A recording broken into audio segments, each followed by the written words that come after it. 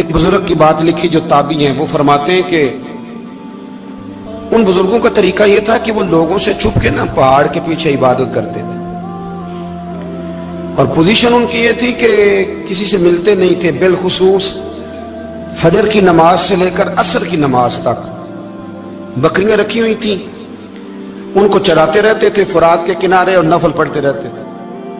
اس وقت کو ملنے بھی نہیں آتا تھا۔ ایک شخص بڑی دور سے ان کی شہرت سن کے آیا، میں نے تو ملنا ہے۔ لوگوں نے کہا وہ اس وقت نہیں ملتے، ناراض ہوتے۔ اس نے کہا اللہ کا بندہ ہے نا، ناراض ہو بھی جائے گا تو لمبا ناراض رہے گا نہیں، اللہ والے جلدی راضی ہو جاتے ہیں۔ پہنچ گئے۔ اب وہ بابا جی نماز پڑھ رہے تھے تو کہتے میں نے عجیب منظر دیکھا کہ بابا جی فرات کے کنارے نماز پڑھ رہے ہیں اور ایک بھیڑیا ان کی بکریوں کی حفاظت کر رہا ہے۔ سبحان اللہ۔ کہتے میں حیران رہ گیا کہ بھیڑیا تو بکریاں کھایا کرتا ہے اور یہاں چرا رہا ہے۔ کہتے میں جب گیا تو بابا جی نوافل میں مشغول تھے، مجھے دیکھ کے کہنے لگا اس وقت کیوں آئے؟ میں نے کہا حضور اگر آئے گیا ہوں تو پھر مہربانی کرے قبول فرما لیں۔ میں بیٹھ گیا تو میں نے کہا حضور یہ بھیڑیا بکریاں چرا رہا ہے، بھیڑیا اور بکریے کی صلح کب سے ہو گئی؟ تو فرماتے ہیں لمبی تقریر نہیں، ہلکا سا جملہ۔ فرمانے لگے جب سے بکریوں کے مالک نے رب سے صلح کر لی ہے نا، تب سے بھیڑیوں نے بھی بکریوں سے صلح کر لی ہے۔ بکریوں کے مالک نے رب سے صلح کر لی، گناہ چھوڑ دیے، اس کی فرما برداری میں آ گئے۔ اب پھر اسے بکریاں چلانے کی ضرورت نہیں رہی، بکریاں نہ اب بھیڑیا چراتا ہے۔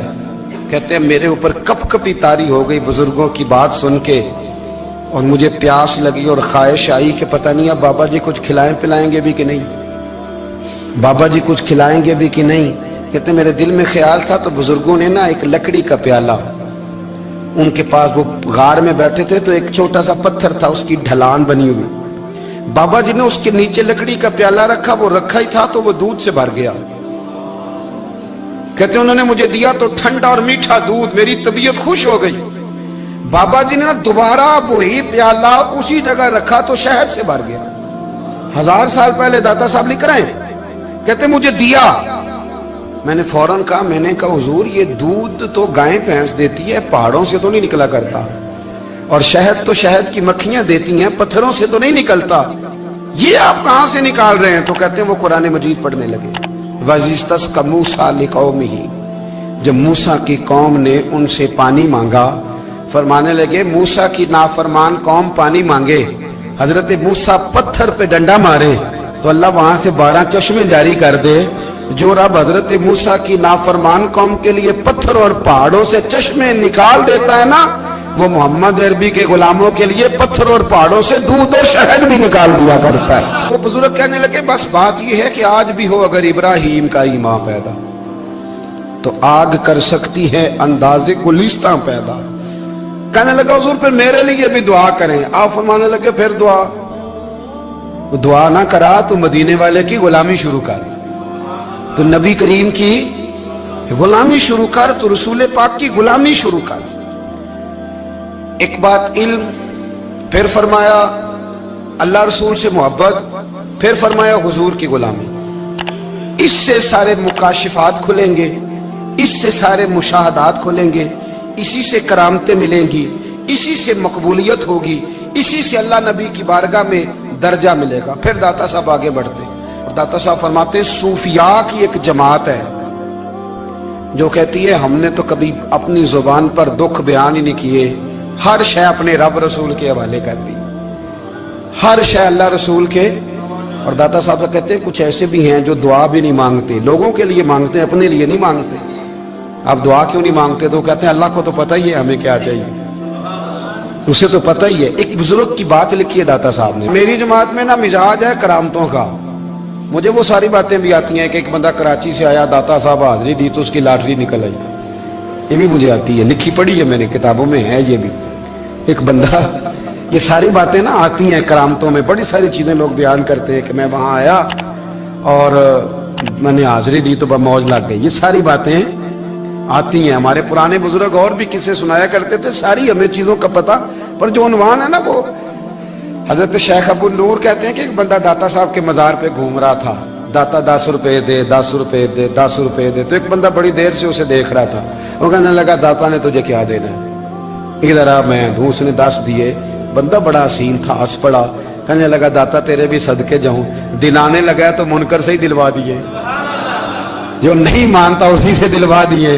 वो बड़ा परेशान हुआ, मैं और चक्कर में था इसलिए मेरे ऊपर ही जड़ दी है बात। कहने लगा दाता तेरे सदके जाऊं। तो ये सारी बातें किताबों में मौजूद है, लोगों ने अपने अपने मुशाहिदात जो जिसके साथ पेश आया उसने बयान किए हैं।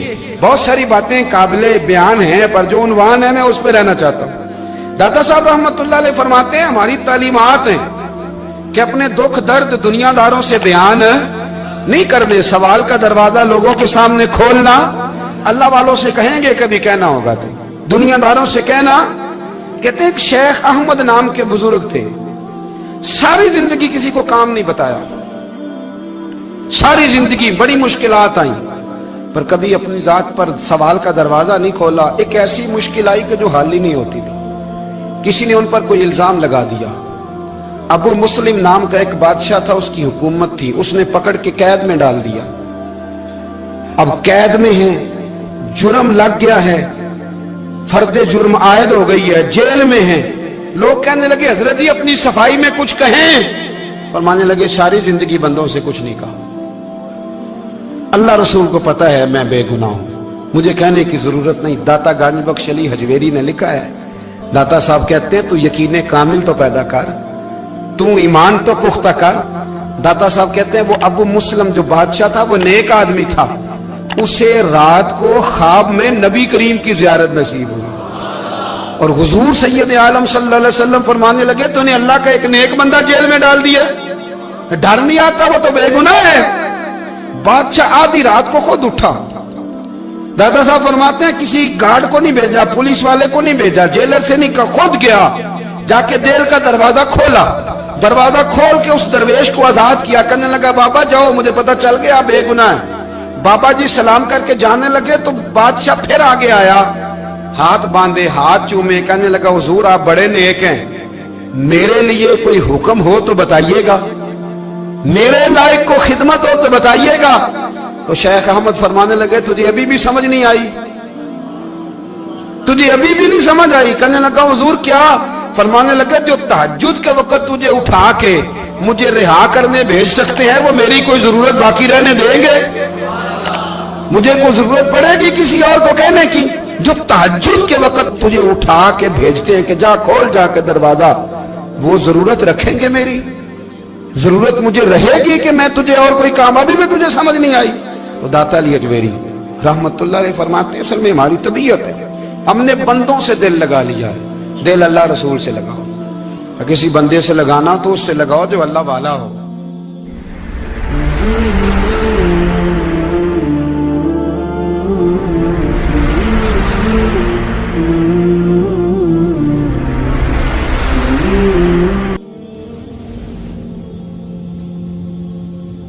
ये वाला रंग तेरे अंदर कोई नहीं। अबू सुफियान आए उन दिनों जिन दिनों हालात बड़े कठिन थे, इख्तलाफ शिद्दत का था। अबू सुफियान आए हुजूर की बारगाह में। आए किस लिए? मक्के में कहत पड़ गया है, बारिश नहीं होती। उधर उस समामा बिन असाल यमामा कबीले के सरबराह कलमा पढ़ के मुसलमान हो गए। सारी गंदम उस कबीले से आती थी। समामा कहने लगा तुम मेरे मुस्तफा को नहीं मानते, कोई गंदम नहीं, भाग जाओ। एक बारिश कोई नहीं, दूसरी गंदम कोई नहीं। अबू सुफियान तड़प के दरे रसूल पे हाजिर हुए। अभी थोड़े दिन गुजरे हैं, ओहद में हुजूर के दांत शहीद किए। अभी थोड़े दिन गुजरे, हुजूर को सताया है। अभी थोड़े दिन गुजरे, हजरत अमीर हमजा का कलेजा निकाल के चबाया है। अभी थोड़े दिन गुजरे, हजरत अनस बिन नजर की गर्दन काटी। अभी थोड़े दिन गुजरे, अब्दुल्ला बिन जहश के टुकड़े किए। अभी थोड़े दिन गुजरे, हुजूर को सताया है, तड़पाया है। पर हजरत अली शेर खुदा फरमाते मैं मानने वाला उस रसूल का हूं, इसके दांत शहीद हो गए। ओहद के अंदर सारी दाढ़ी लहू से भर गई। फरमाते मैं रो पड़ा और मैंने कहा महबूबा आप नहीं मुझसे बर्दाश्त होता, दुआ करें अल्लाह इन पे अज़ाब नाज़िल करे। उठाए हाथ, आप दुआ करेंगे तो अल्लाह तबारक व तआला दो पहाड़ियों में पीस डालेगा। हजरत अली कहते हैं मैंने अर्ज की तो हुजूर ने हाथ उठाए और दुआ क्या दी, अल्लाहुम्मा हदी कौमी फइन्नहुम ला यअलमून। ऐ अल्लाह मेरी कौम को हिदायत दे दे, ये जानते नहीं ये क्या कर रहे हैं। अल्लाह इन्हें हिदायत दे। ये इखलाक हसना का मेयार थोड़े दिन पहले हुजूर के साथ ये रवैया। अबू सुफियान अब बेहाल हो गए, बच्चे भूख से मरने लगे, जानवर प्यास से मरने लगे।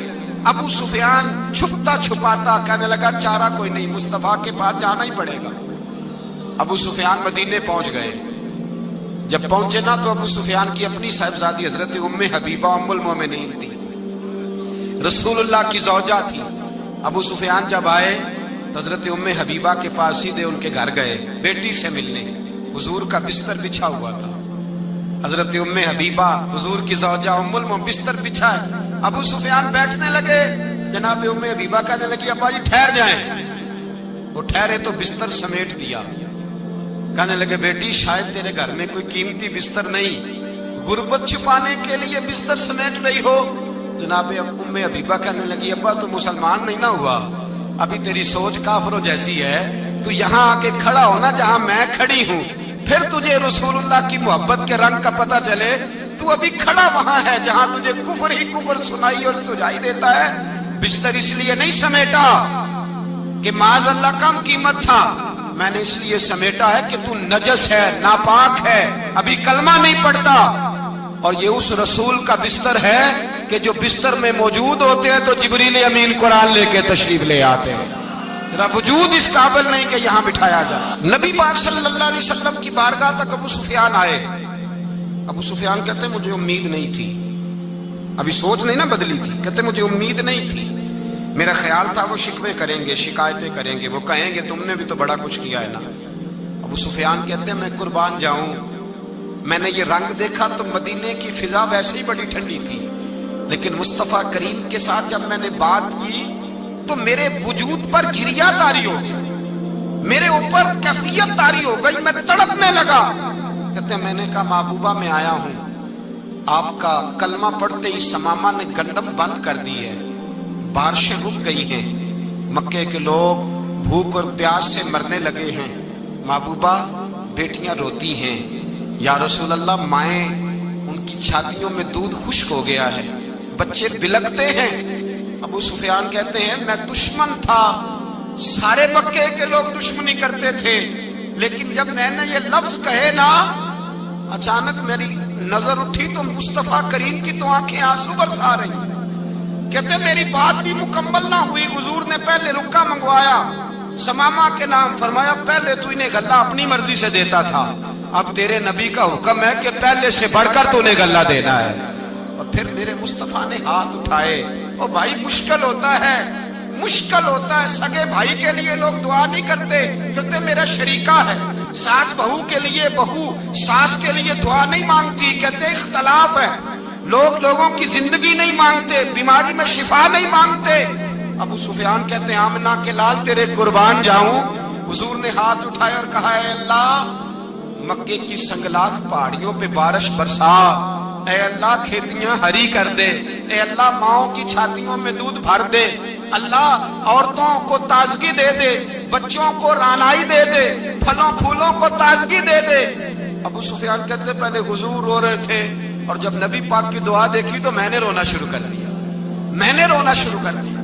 कहते वापस आया तो वो एहसास कि यार ये मैं किस शख्स से मिल के आया हूँ, ये किस किस्म के आदमी से मिल के आया हूँ, ये कैसा रंग है, ये किस किस्म का अंदाज है कि जिसको मैं पत्थर मारता रहा वो मेरे लिए दुआएं लेके बैठा हुआ है, जिसको सारी जिंदगी सताया है वो मेरे बच्चे के लिए रोता है, मेरी बेटी के लिए उसकी आंख में आंसू है, वो हमारे लिए तड़प रहे हैं। मेरे भाइयों, अबू सुफियान कहते हैं फिर दूसरा जलवा मैंने तब देखा जब हुजूर मक्के आए, और मैं तो आखिर तक लड़ने आया था ना, हुदैबिया तक।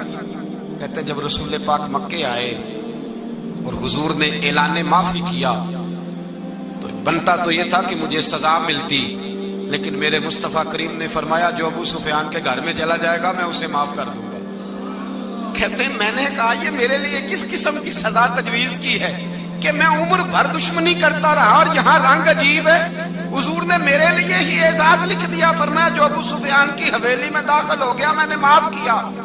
अबू सुफियान कहते हैं पता नहीं कितने पर्दे थे जो उठ गए, पता नहीं कितनी मंजिलें थी जो तय हो गई, पता नहीं कितने जलवे थे जिनका नजारा हो गया। और मैंने गौर से चेहरा देखा तो मेरी आंखों से पट्टी उतर गई। اور مجھے عبداللہ کے یتیم بیٹے کے پیچھے محمد رسول اللہ کے جلوے نظر آنے شروع ہو گئے۔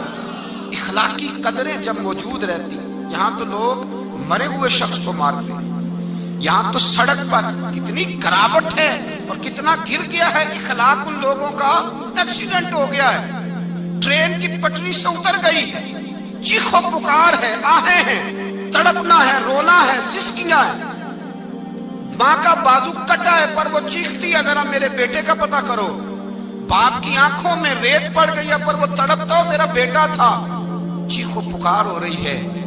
پر ظلم ہے اس قوم کا کہ جو بچانے والے آئے ہیں وہ پہلے آتے ہی ان کی جیبیں ٹٹول رہے ہیں، ان کے بٹوے دیکھ رہے ہیں، گری ہوئی عورتوں کے، یہ آپ اٹھا کر دیکھیے اخبارات، عورتوں کے گری ہوئی عورتوں کے کانوں سے بالیاں نوچی گئیں اور ان کے کان تک کٹ گئے۔ یہ اس قوم کا حال ہے۔ اقبال کہتے ہیں جنہیں آتا نہیں دنیا میں کوئی فن تم ہو اور بیچ کھاتے ہیں جو بزرگوں کا کفن تم ہو۔ تم وہ لوگ ہو جو کفنوں پہ سودے کرتے ہو، جو قبروں پہ سودے کرتے ہو۔ لوگ تجارتیں کرتے ہیں، اخلاقی پستی کا یہ عالم کہ لوگ قبروں پہ سجدے کرتے ہیں، بیٹے بیچ کے دہیز خریدتے ہیں۔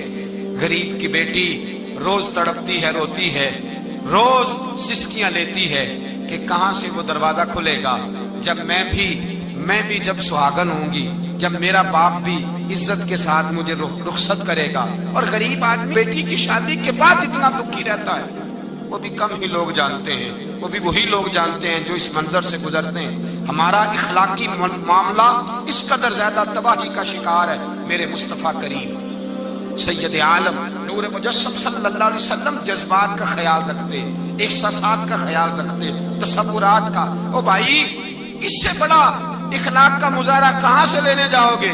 کہ آمنہ کے لال فرماتے ہیں میرا دل کرتا ہے نماز لمبی پڑھاؤں، نماز اللہ کی نماز، دل کرتا ہے لمبی نماز پڑھاؤں، میں لمبی لمبی صورتیں تلاوت کروں، میں کھل کے رب کریم کا قرآن پڑھوں، میں اللہ تبارک و تعالیٰ کے قرآن مجید کے ذائقوں میں کھو جاؤں۔ لیکن حضور فرماتے ہیں نماز میں کسی بچے کے رونے کی آواز آتی ہے، کسی بوڑھے کی ہائے کی آواز آتی ہے، کسی بیمار آدمی کی ہائے کی آواز آتی ہے۔ نبی پاک فرماتے ہیں میں اللہ کی نماز چھوٹی کر دیتا ہوں، اللہ کے بندوں کا خیال کرتا ہوں۔ میں رب کی نماز چھوٹی کر دیتا ہوں، رب کریم کے بندوں کا خیال کرتا ہوں۔ خدا کے بندے تو ہیں ہزاروں، بنوں میں پھرتے ہیں مارے مارے، میں اس کا بندہ بنوں گا جس کو خدا کے بندوں سے۔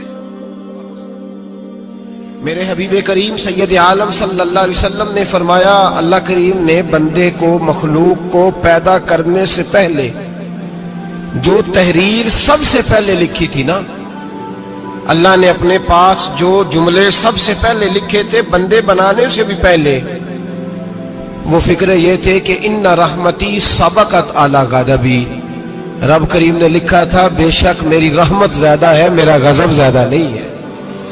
اس نے لکھا تھا کہ میری رحمت ہمیشہ میرے غضب پر غالب رہے گی۔